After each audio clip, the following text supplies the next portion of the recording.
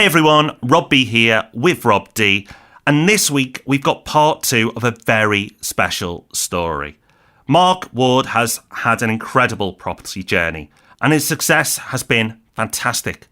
But what drives someone to do that? What's in their head? How did he do it? Well, this week we'll share just that.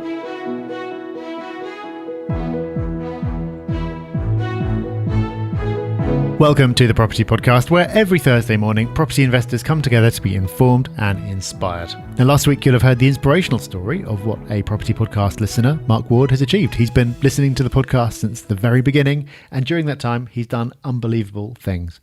And this week you'll find out that he's not done it because he's got magical powers. He's not done it because he spent a fortune on education. He's done it because of his mindset. So stick around, because in this episode you're going to get some valuable insights into how you can replicate his success. So our news story this week comes from The Express, and it's quite a subtle headline. We nearly missed this one. Brexit property warning in caps. Sell your house after this date to avoid losing money. Rob, a dramatic headline from The Express, one we obviously must pay attention to. Yeah, I'm terrified now. I was having a perfectly nice morning, and suddenly there's a scary headline. There's even a photo of Mark Carney pointing in a slightly intimidating way. So we should all be terrified. All this is basically saying is, if you're trying to sell a property, wait until after the 31st of October, which is when we're apparently going to find out what's going on with Brexit, although we've heard that on several dates in the past. And Rob, it sounds like people are heeding the warning of the Express, because you were saying just before we started recording that you've noticed in your area the supply of new properties coming onto the market has really dried up. It really has, to a level that it's noticeable. It's really surprised me. For once, we actually agree with the media. You probably shouldn't sell your home until after the 31st of October. So if you're selling an investment property, or you do flips or refurbs, if you can wait, it might be worth doing. However, if you're buying right now, then you should be super focused and super switched on, because the opportunity to do a great deal at the moment is fantastic because of this uncertainty. It's a very small window, but the whole of this Brexit window has been a great time to invest. And it's something we've talked about on the podcast a lot. Now, it doesn't mean after the 31st that window slams shut on that date. There'll be at least a few months of uncertainty straight after. It remains a fantastic time to get in and invest before the next stage of the 18-year property cycle, which is the boom phase. So a lot of negativity out there, a lot of uncertainty, but for property investors, a lot of opportunity. So every week on the Property Podcast, we ask you to share your success stories with us, whether it's via our social channels, our forum, or an iTunes review. We'd love to get them in. And that massively motivates us, because we've put out a fair bit of content trying to help you over numerous years now.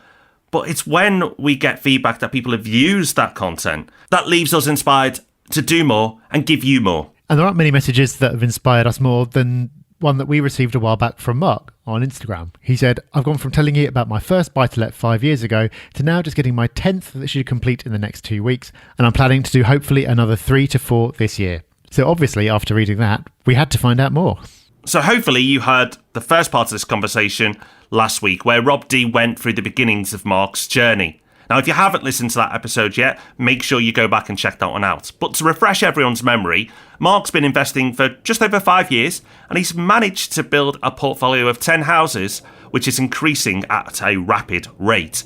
He's focusing on a strategy of buying below market value, refurbing, and then refinancing. He's been using traditional mortgages and a little bit of bridging too, but Mark's been doing a few things that are completely unique. Yeah, Mark's purchasing in a known flood risk zone for starters, which is obviously quite a risky thing to do, but he's done his research and he knows that the flood defences are coming in, and soon his area will be second only to London in terms of how well protected it is. He also knows exactly what he's looking for and what he wants to do. He's built amazing relationships with builders and brokers, and he's got such a great relationship with his estate agent. He not only gets a first look at great deals, he's able to offer with confidence without even viewing them. There aren't many people who have any kind of positive relationship with estate agents, but to get to that level is quite something. Obviously, he knows the area he's investing in extremely well. So for someone who's built a sizable portfolio in such a short amount of time, done some pretty intense refurbing early on in his property career, got himself into the terrifying world of bridging finance, purchased in a known flood zone, and made offers on properties he didn't even look at, Mark must be More than human, right? Or possibly some sort of property god. Or spent thousands on courses. Or maybe he's just got his mindset right. Well, we're going to find out in the next part of Rob D's chat with Mark.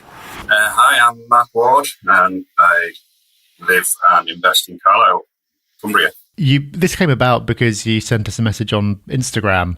You said, telling us about your first buy-to-let 5 years ago and now just getting your 10th, which is amazing, obviously. You're presumably only seeing properties where there's some kind of problem, but so far there hasn't been a problem that you haven't been able to solve? No, not really. I think it depends on your mindset, doesn't it, as to if you want to let something worry you and stress about something, then it can become a problem. That's exactly the thing. It's the mindset. But a lot of people who are buying really bog standard properties that don't have any significant problems manage to get themselves worried about all manner of things. Yeah. But it sounds like you're doing things that there could be legitimate cause for concern about in some cases, but you don't get held back because you focus on the solution rather than the problem. Yeah, I don't really find it a very stressful process, to be honest. I know that's probably completely the wrong way of thinking about these things. That attitude of not letting things worry you, is that like a general attitude that you have throughout life, or is it something that you've just managed to channel for investing? Yes, if anything, I'm probably too late back. Well, it clearly hasn't done you any harm. Is the attitude of not being bothered by things, is that something you've deliberately cultivated? Yes, yeah. I don't find that worrying and stressing about things makes the problem any better at all. If anything, it makes it worse. So I will always try and be as stressed less as possible, basically. I see that buying the properties and building the property side of things up, if anything, is more of a reassurance to me that it's assets in the background, basically.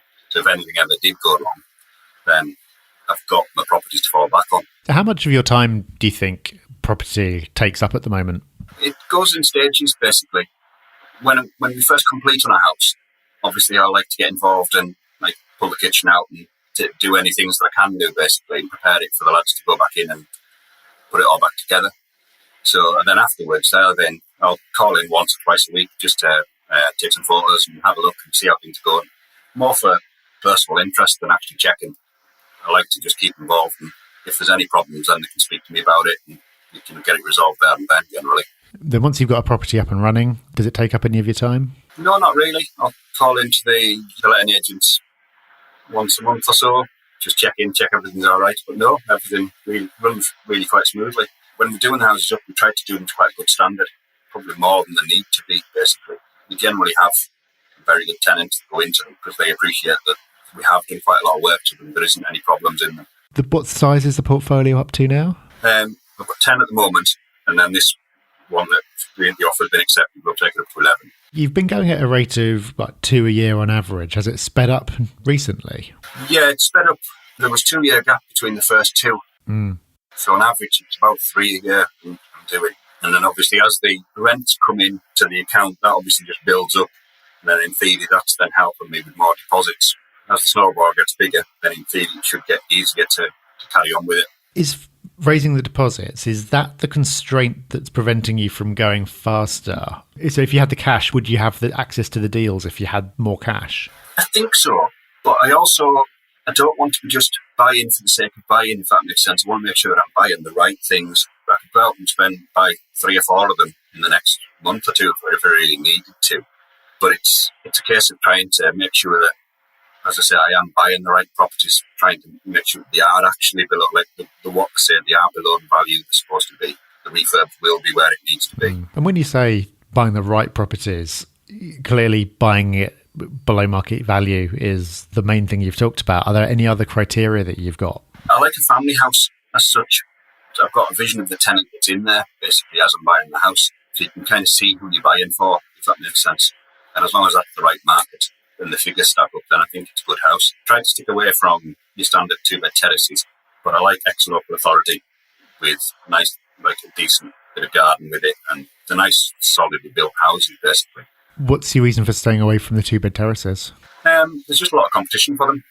And I find that, in my mind, the tenant that has a 2-bed terrace is a younger person that might not stay as long, where I find that the 3-bed ex-council is more family, and hopefully get the children into the local school and they stay for a longer time, basically.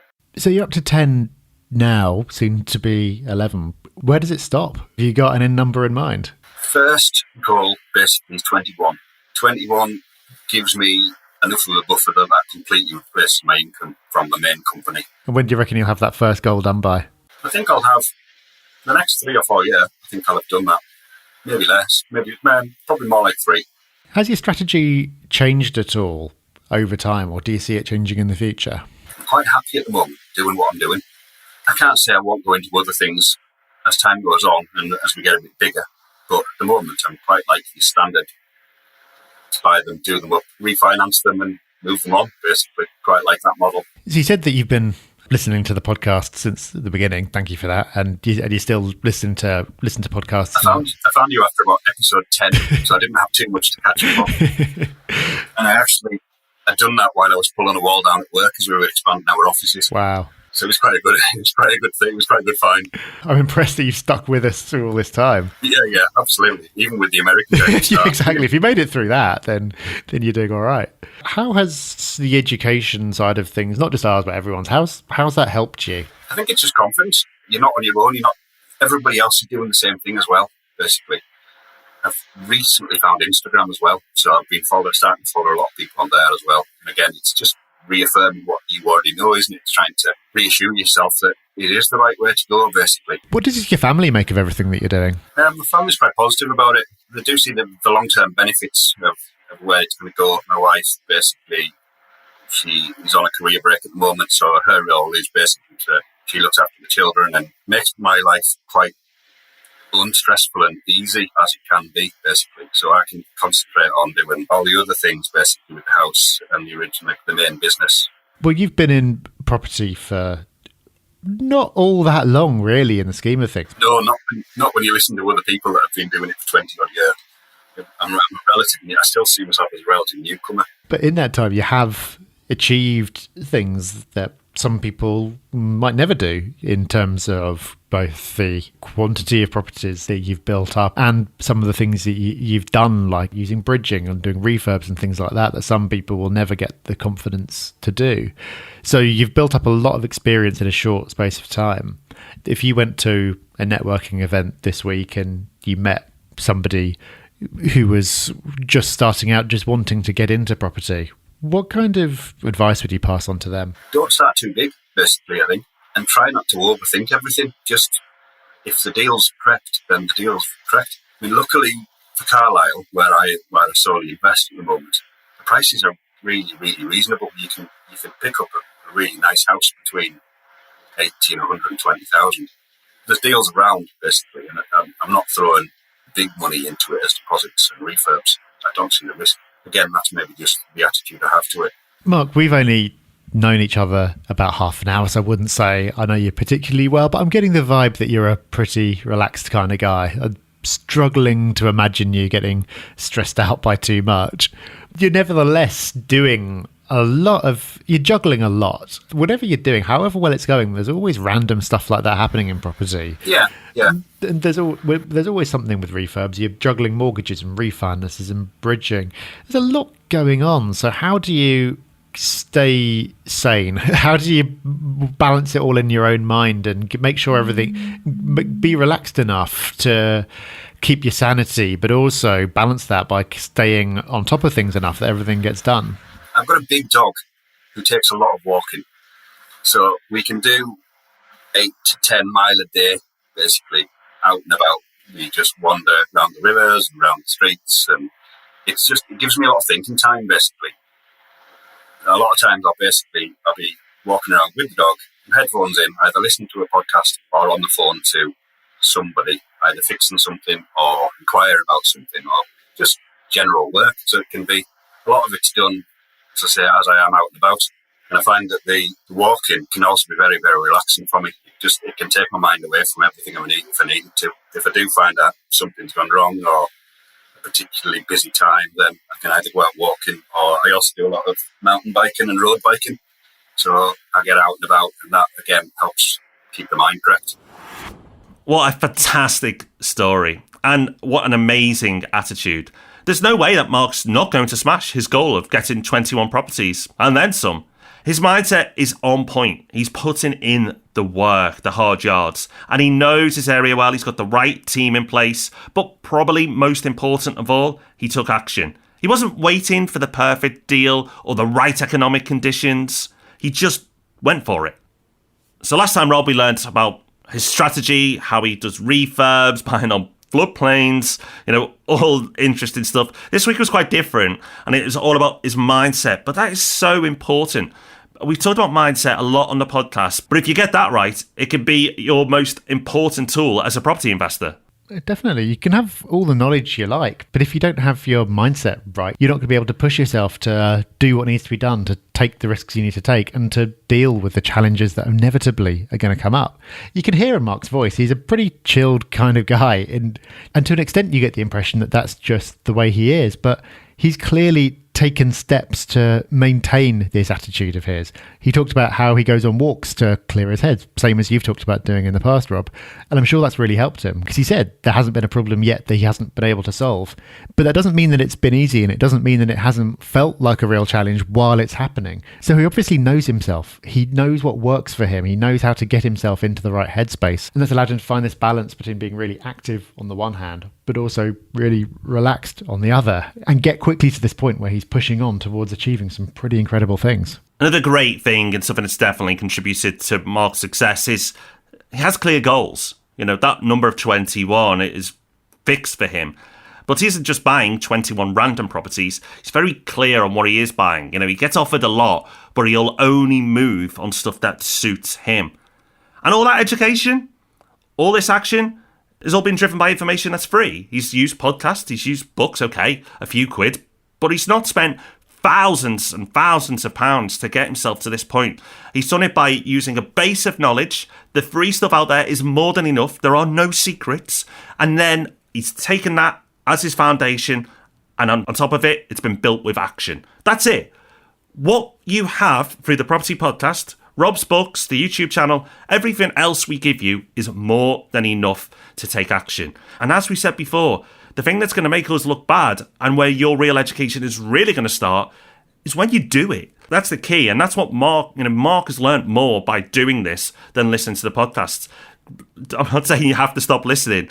Use it as a supplement, use it as support, but it's the action where the learning happens. So congratulations, Mark. An incredible story, and thank you for sharing it. Time now for Hub Extra, that part of the show where we give you that little bit more.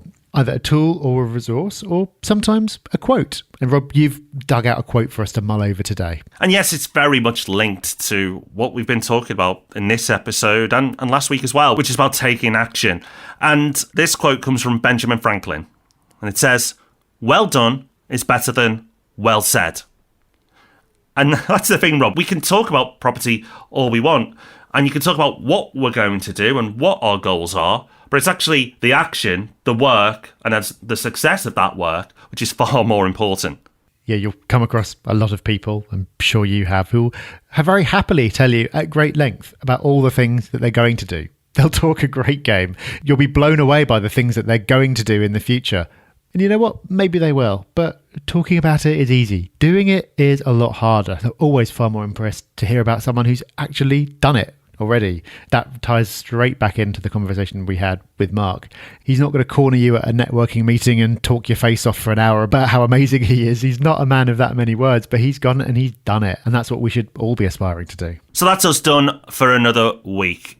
If you've been inspired by the last couple of episodes and Mark's story, then get in touch. You can contact us via social media at Property Hub UK. You can get in touch via the Property Hub forum. However you do it, we'd love to hear from you. That's how Mark got in touch originally.